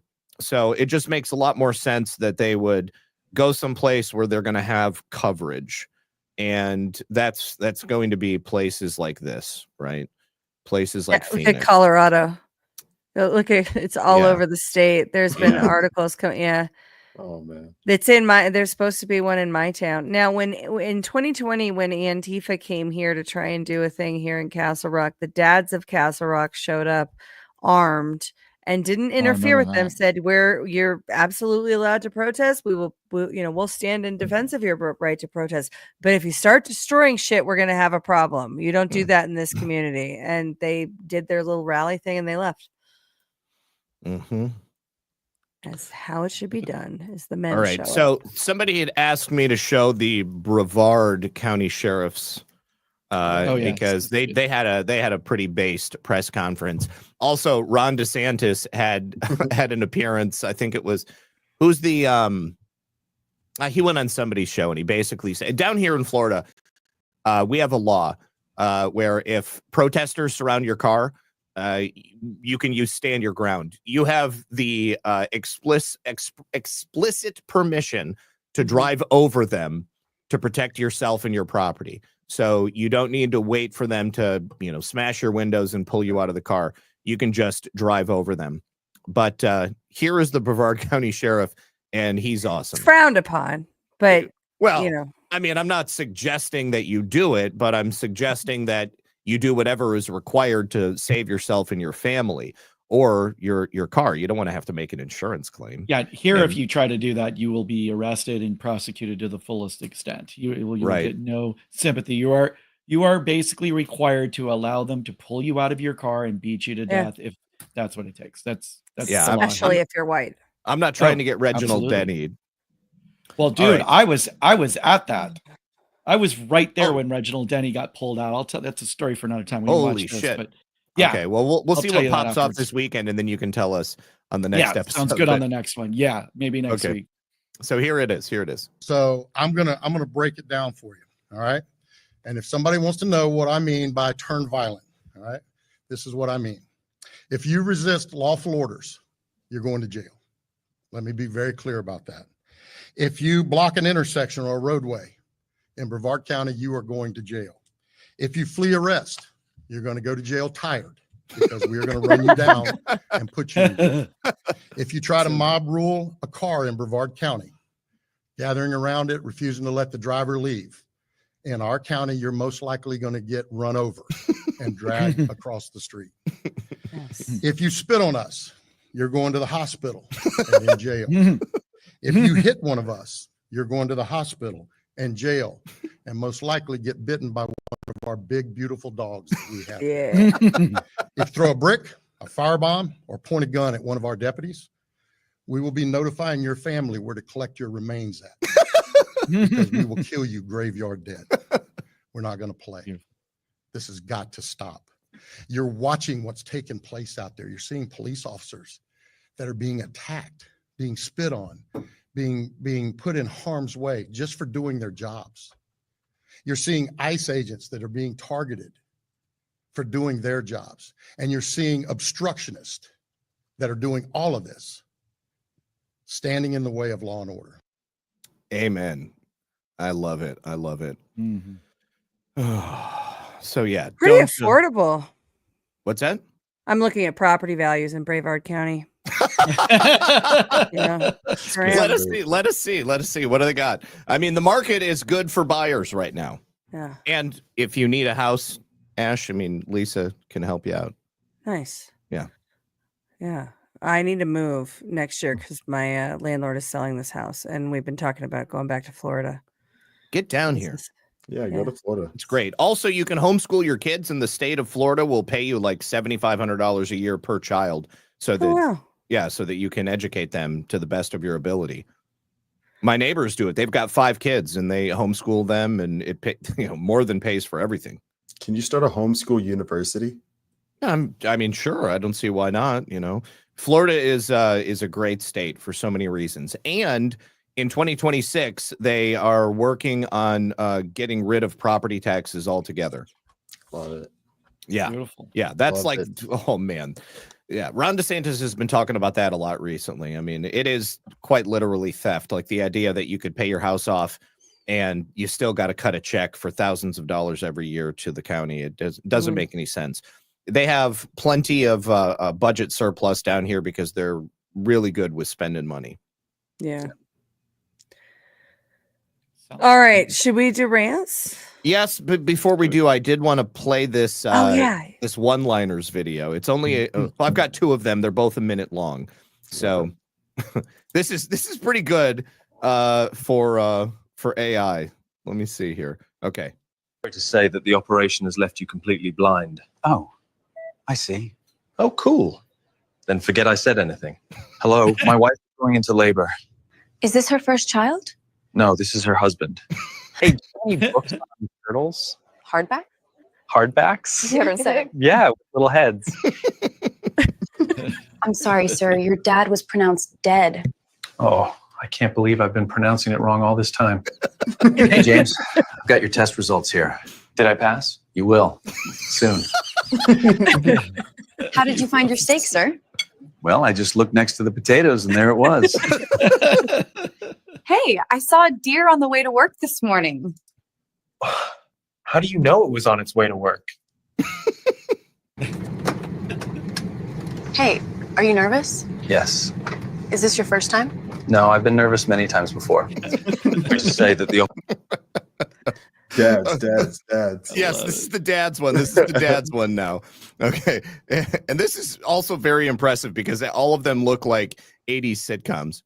Have a name yet? Yes. Steve. Oh, that's a lovely name. Thanks, but what do you think we should call the baby? Sad. Nothing's made in the U.S. anymore. Oh. Even this one says built-in antenna. So? I don't even know where that is. We've had reports from your neighbors that your dog was chasing a kid on a bike. That's ridiculous. My dog doesn't even know how to ride a bike. What kind of milk is that? Soy milk. Hola, milk. Soy dad. Any last words? I wouldn't be shocked if that didn't work. The doctor said I can touch myself whenever I want. No. He said you could have a stroke at any time. Hey, Dad, have you seen my sunglasses? Looks like the Golden Girls. Son, have you seen my dad glasses? This sofa will seat 5 people without any problems.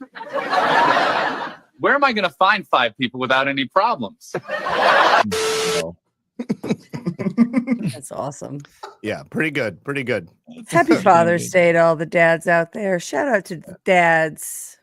Yes. I'm a dad. Shout out, Dad. Happy Father's Day. All right. Happy Father's Day to you, Zach. Well, thank you. Happy Father's Day to every single father in the audience. All right. So let me expand the screen here. First of all, Angie K says, sorry, I signed in late. Did y'all see the insurrection at the Capitol today with mass arrests? Is that a real thing? Was there a protest at the Capitol?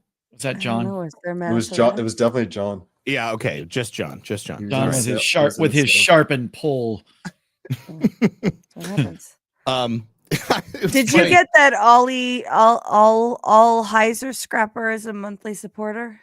No, I did not. Okay, But, I have that one before the Angie K one, so I just want okay. to make sure. Awesome. Well, thank you so much. What, all Heiser scrapper? Is that what you said? I think so. Yeah. I think that's how Okay. you All say right. that. Probably Whoever not you how are. say it, but Thank you. all Heiser scrapper. All right. Love So it. it looks like. Keith O'Higgins says it's really too bad Eric Coomer didn't have daddy issues like Marvin Gaye. Happy Father's Day to Badlands dads. I don't get the joke. I guess I don't know enough about Marvin Gaye. Marvin Gaye's dad shot him. Yeah. Oh, He killed him. And killed him. Oh, Yeah, because he was addicted to heroin, and he was basically allegedly he was threatening to hurt his mom, and so his dad shot him with a shotgun. did he die? Yeah, of course. That's how he died. That's literally how Marvin That's Marvin literally Gaye how Marvin Gaye officially died from his dad shooting him, but the story was that's why he shot him. Okay. But All he had right. been strung out by that. we didn't even get to tell John about all the sexual stuff. Yeah. The Eric John. Coomer sexual stuff. Oh God, I guess I did. That's the part of the story I didn't bother looking into. Well, Part 2 next week. Okay. All right. I'm Or gonna maybe spam my just you can. story at that If it point. has Tune into anything to Liberty do Deh with next week. devolution, you can bring it up For the- tomorrow. For the salacious details. Oh, Tune in. Angie K tagged us. Apparently, it was a real reference. Keep going. I'll pull it in. Oh, good. Okay. And then Jackie Espada, Mrs. Cam that? Cooksey, has joined as a monthly supporter. Look at that. Well done. Wow, Jackie. Well Thank done. you. Bravo, Congrats, bravo. Jackie. Yeah, it's been a long time coming, Jackie. Right? What's she been doing? I've been a That's what monthly she said. subscriber for like a year. What has she been doing? All right. And then McLoki says, saying you did shots or doing shots is how to get out of it. Cops don't pursue because they know it's too easy to get out of a DUI if you say and do that. I mean, it makes absolute sense. I've never been pulled over for a DUI before, but if I owned a bar or worked at a bar and I was right next to that bar after I crashed my car into a building, whether or not I had been drinking, I would definitely drink at that point. And remember, at the time that he was, called for a cold call to join the voting industry, he was 3 months prior on the floor. Not like we focus on the heroin withdrawal, but he was there for DUI. Oh, that's true. Yeah, that was a good sleight of hand. I forgot about that. Yeah. That the shots thing is definitely a known tactic that he's definitely. And it's not. But what if as allegedly it's possible? Maybe could have happened that way. What if the DUI was for driving under the influence of heroin, though? I think it probably was because he said he was withdrawing from heroin. I mean, that's while still he was in horrible. jail. Like, you shouldn't be driving at all. But If you're going to be withdrawing from heroin, you're definitely going to want to get yourself some whiskey. It's going to kind of take the edge off. Makes it everything better. A light in the Matrix with a $50 Rumble land. Thank you so much. She says, just stopping in to share some love and light. Love to you all. Much love to you as well. Too. Thank you so much. And then J Drake 83. Best evidence Lindell got rugged. We all know that we won't get to the bottom of election fraud until APL organizes a committee to investigate. John laughed at that one in the chat. So Jay Drake got to John. Wait. Where's the what? The Una Puna? Where is it? Oh! You know what? I'm sorry. Hold on just a second. Let me get to my media assets. We have too many clips in here. Yeah, there are way too many clips, but I would think that Una Panuna Banca. She should be right at the top. Did somebody rename it? Oh no, I got it.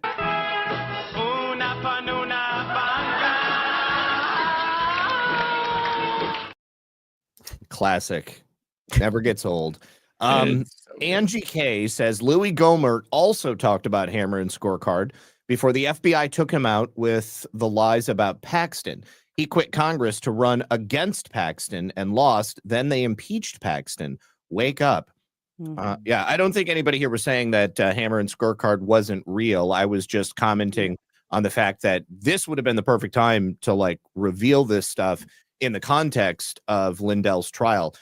But I suppose that, it's not even necessary to put out evidence, although it would have been great, obviously, to have it in a courtroom setting and as part of the record. But I suppose the only thing that matters is that Lindell was not malicious. I mean, he believed every election security or fraud story that was brought to him because he obviously believes that election fraud is real.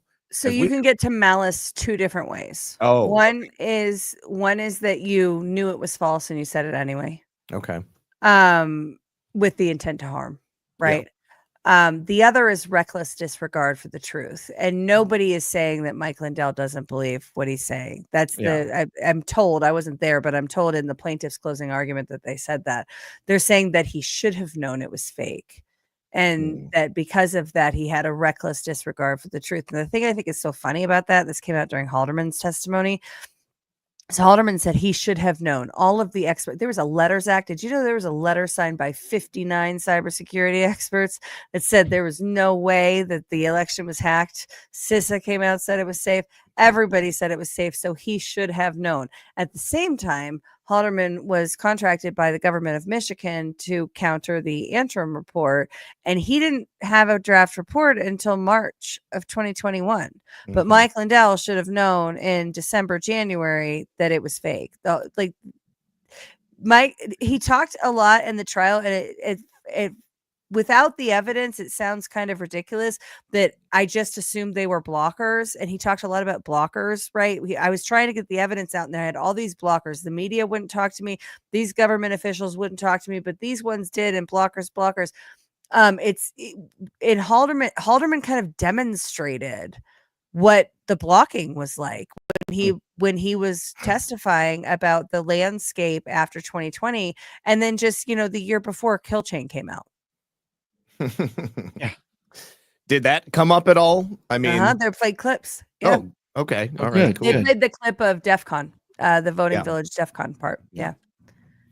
All right. Thank you, Angie. And then R. Scriv says, Ash, bring up the fact that Halderman has a new startup company to work with counties on election integrity. So this isn't allegedly because I have not independently verified this. I've had a few people text me about Halderman's companies. I haven't had time to look into them or verify them, but I've had more than one person tell me about this. Okay, I'll definitely want to look into that one.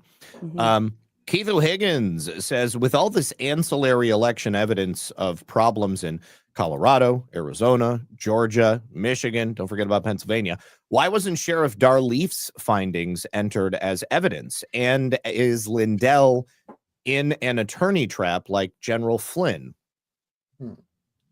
So that's a good point. I mean, Darleaf, the work that he was doing, obviously they tried to take him out criminally and shut him down, and he's still around, and I think that he's definitely come up with some compelling evidence.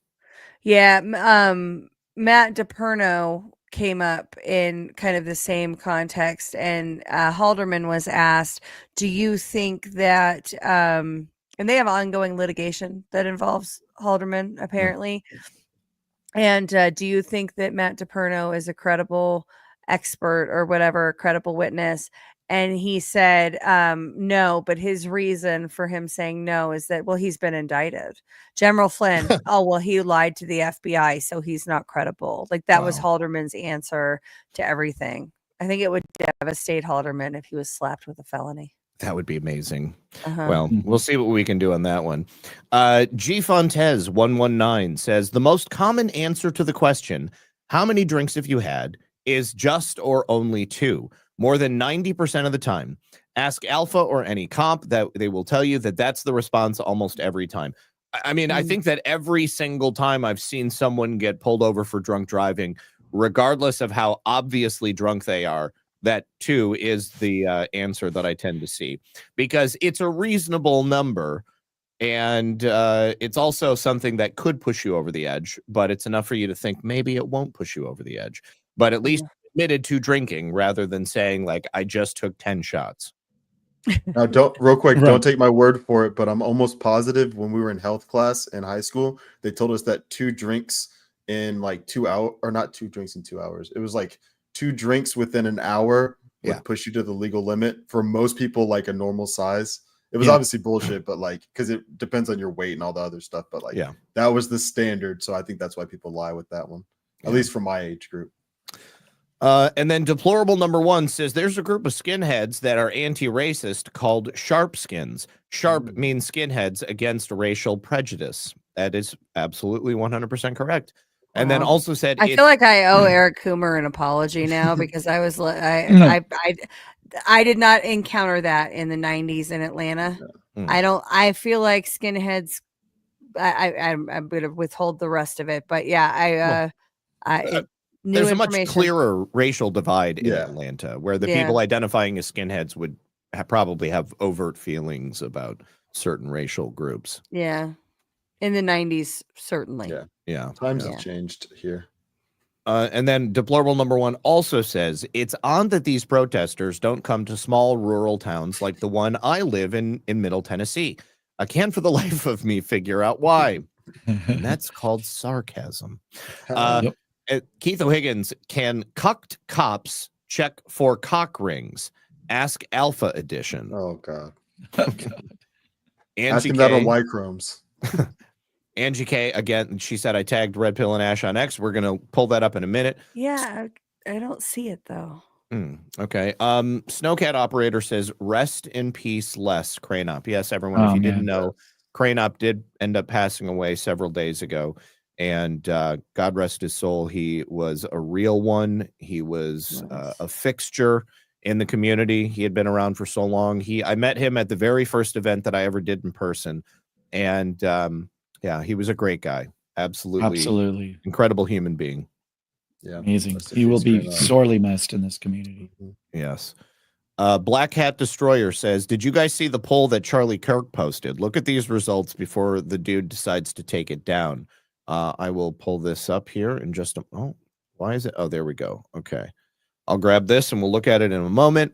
The Liberty Lion says, happy Father's Day to all you fathers out there. Asking for prayers for my dad. Hospital is keeping him overnight for observation. He's a great father. I pray nothing is serious. We will 100% pray for your father, Liberty Lion. Absolutely, Liberty Lion. Once again, happy Father's Day. Also, I'd like to ask everybody to pray for my buddy Greg's dad, because he texted me right before the show and said that his dad was just diagnosed with stage 1 prostate cancer. But I sent him over the Joe Tippins protocol, which includes fenbendazole, among other things.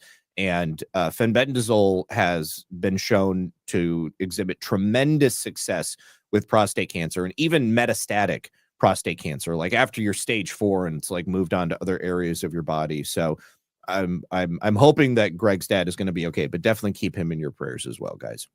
Will do. And then R. Scriv says Halderman brought up his new business to work with the counties when he was on the stand. Yeah, and so apparently he has several businesses, and I think they're all are mostly associated with the elections industry. I missed that, but I thought that she was referring to the broader landscape of his businesses. Okay. But yeah, if he said it on the thing, then we don't have to say allegedly, then we can just say it. Okay. And then 2812 VPJ says Badlands get together tomorrow at Quinny's in Matameti, Minnesota at 4, right in time for the parade. Sweet. Shout out to Quinny. Yeah. Right. Hey, Quinny, if you're watching.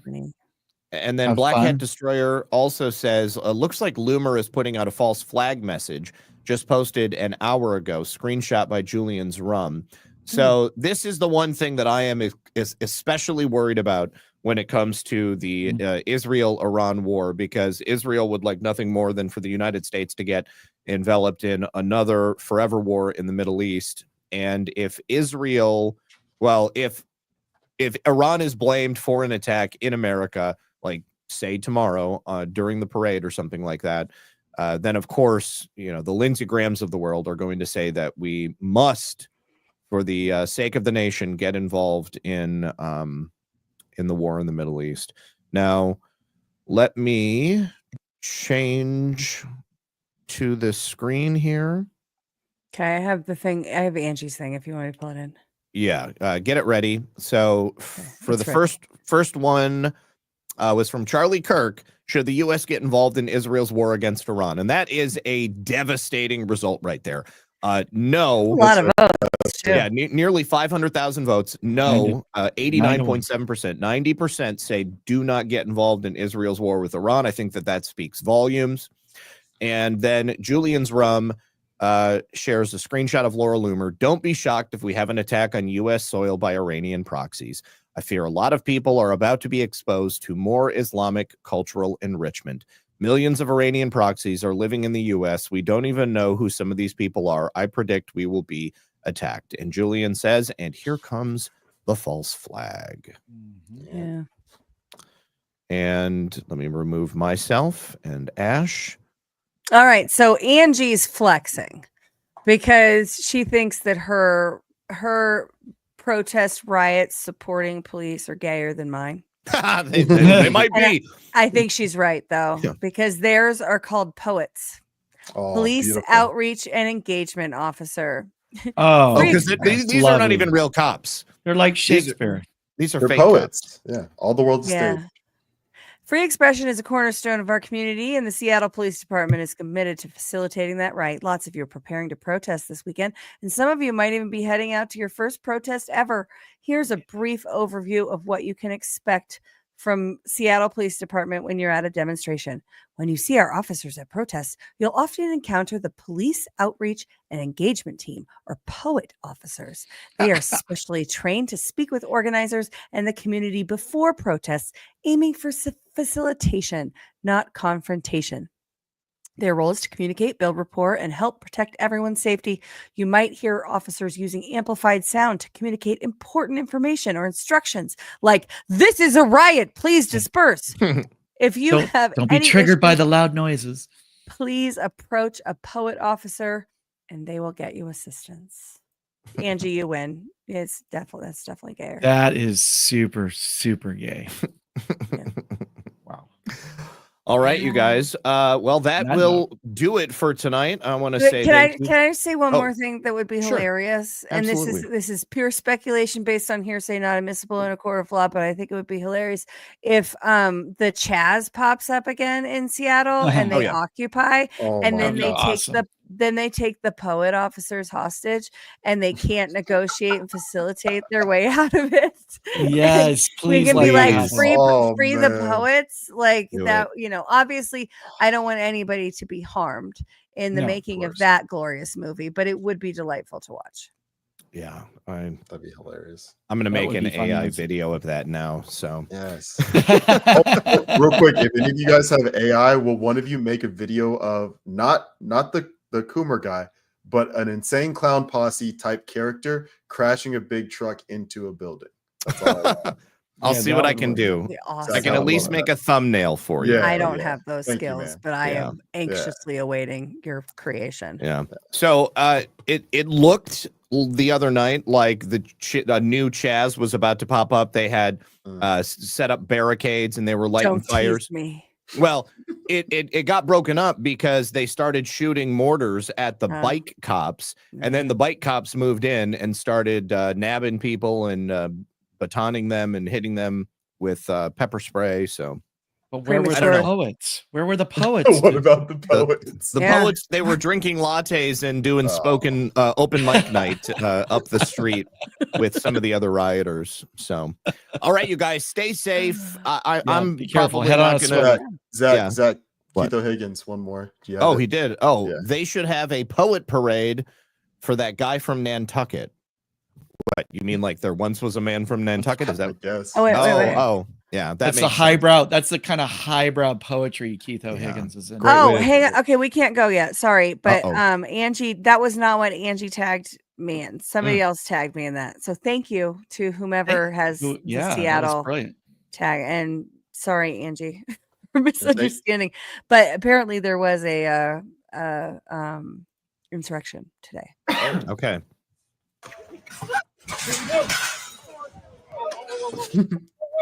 We got people breaking through the barriers of the Capitol building. We got people breaking through the barriers of the Capitol building. Look at them all wearing their fake military gear. Right. It's people that are breaking through the barriers of the Capitol building, rushing the Capitol steps. This Right now. this is overtly what they called us insurrectionists for. Right. The guy's wearing a face mask. Capitol Police are responding to the break. Capitol Police are responding to those who broke through the Capitol Do barriers. they have sharpened flagpoles?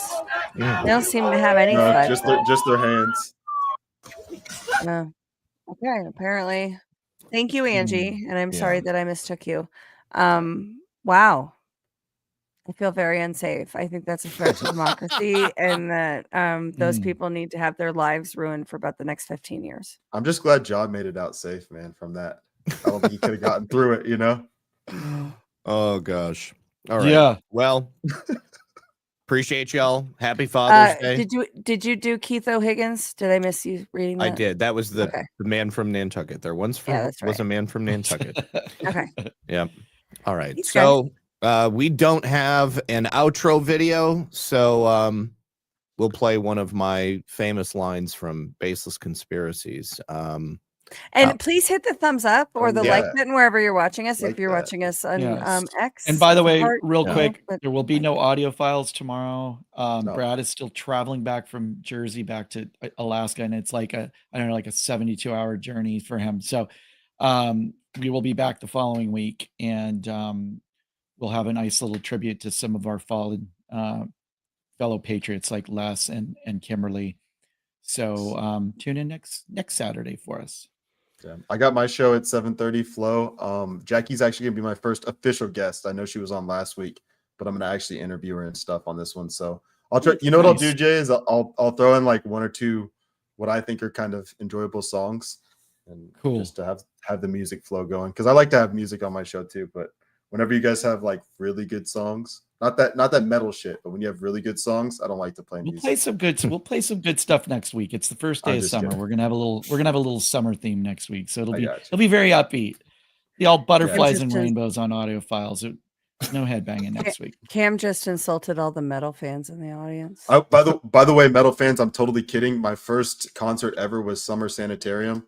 It was Mudvayne, Deftones, Limp Bizkit, Linkin Park, and Metallica was the headline. It was in 2003. Nice. Yeah. Nice, Cam. First time I ever saw a mosh pit. First time I ever saw somebody almost die. In my opinion, almost die. They were just bleeding everywhere, but like it terrified me. Like that clip, that picture you guys have of me, the Cam first day of public school. That was me watching a mosh pit. I was just like, oh my God. Did you ever mosh? I take it you didn't get it. No, I was terrified. Show of Like, I hands was if you moshed. terrified. Jay, put Jay, your fucking hand come on, up. man. Oh, Come on, Jay, you're telling me you never moshed? I just moshed like a. I just moshed last week. That's his I went head- to he see got the CTE. Damned last week, and I was in a mosh pit last week. He's got CTE from the mosh pit. And I'm He doesn't even 56 know what years you're old, saying. Cam. Come on, man. I think this is part of the generational divide that you know, moshing became, you can't do that, it's dangerous. It's, you know, the touching and all the thing. You can't, COVID germs, all the What things. if you get hurt? And you're What if all you get weaker as a hurt? result. Oh yeah, absolutely. Total bitch. Somebody's I'll gonna say lose it. an eye. Yeah. Oh my God. All right. Well, on All that right. note, we will Well, see you all next week. Hang on. Let me, I have to set this outro video so that it actually, Okay, so we'll keep talking. Oh yeah, just keep vamping. talking while I'm setting this. Keep vamping. Yeah, so tomorrow night I'm going to a Dodger game. So and it's right near downtown LA. So we'll see if you know things are flying off the hook by that time. We might not even be able to make it. But the Rodney King riots, I was heading to a Laker game with my friends, and we were dumb kids, basically. It was 1992, and we watched the verdicts, and we said, oh my God, there's probably going to be some rioting in LA tonight. Okay, let's go to the Laker game. And so we're driving down the 110 freeway, and those of you who know LA, my friend said, okay, we got to get off on Florence and then cut over on Normandy. Like that's how he knows how to get to the Forum. His dad had season tickets. So we get off on Florence, we get to the intersection Normandy, and we're like just chit-chatting and stuff. So we're not noticing that it had taken, there was like 3 or 4, red light, green light, red light, green light. We hadn't moved. And I'm seeing helicopters up above, and my friend's like, oh, how come we're not moving? And I said, well, there's a truck in the intersection that looks like it's stalled. That's probably why we're not moving. We should go another way. He goes, I don't know any other way. This is before GPS, Cam. We didn't have cell phones at the time. I didn't have GPS when I started driving. We had the Thomas Guide. It was a big, thick book like this you kept in your car. I had that in my 96 Sebring. That was the first car I drove. Nice. Hand me down But anyways, so I go, dude, I think something's going down, man. And there's just like all these like young black people running up towards the intersection, and we're a few cars back, and I'm like, man, we got to get out of here. And my friend's like, no, I gotta go left there. That's the only way I know to go to the forum. And so this bless his heart, some like 15-year-old black kid like starts pounding on our window. He's like, you guys gotta get out of here. They're gonna kill you. They're gonna kill you. Get out of here. And we're like, okay. So we like whipped a U-turn, went down the first side street. They're throwing rocks at our car. We're seeing, people in the back of trucks with their fists in the air and everything. We're like, oh shit. So we like didn't stop for anything. No stop signs, no stop. We did go to the Laker game, of course. You wouldn't think to just go home at that point. Too important a game. So we still don't really know what's going on. We get to the forum and they had the TVs on there. And I was like, oh, look, there's that truck. There's that intersection. It's all over the news, of course. And then we're watching Reginald Denny getting beaten to a pulp. Oh my God. And we're watching people getting pulled out of their cars right where we were. And we were like, holy crap. We were almost like pulled out of our cars and dragged to God knows where. But yeah, it was pretty scary. Of course, the only thing we could think of is like, okay, let's not tell our dads that we went this way. Yeah, they're gonna kill us for being so stupid. But yeah, and then when we left the game, they had everybody go. Yeah, I thank God. Yeah. So maybe tomorrow I'm gonna press my luck and see if I can get to a Dodger game in the middle of a riot. Yeah, I think the point of that story, the moral of that story, was definitely try it again. Yeah. Right. It was if first you don't succeed, try. Yeah. G Fontez says, bring enough clothes and accessories to hide that you are a YouTube person. And before that, Susie Q20 said, my first concert, 1984, Ozzy Osbourne and Motley Crue. Wicked. Nice. I went to that tour. All right, you guys, we are really going to end the show. So thank you, everybody. Happy Father's Day. I'm sorry. I had to throw in one more story. Happy Father's Day. All good. Jay, shut up. Zach's trying to ruin the show. I mean, in the show. All right. Have a great night, bye, guys. And great we'll night. see you on the other side. Good seeing you guys. Bye. Night.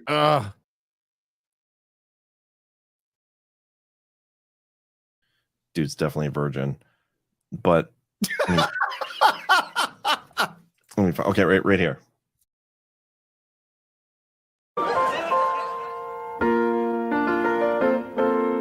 Making your way in the world today takes everything you've got. Taking a break from all your worries sure would help a lot.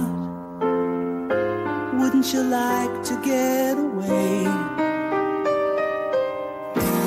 Sometimes you wanna go where everybody knows your name,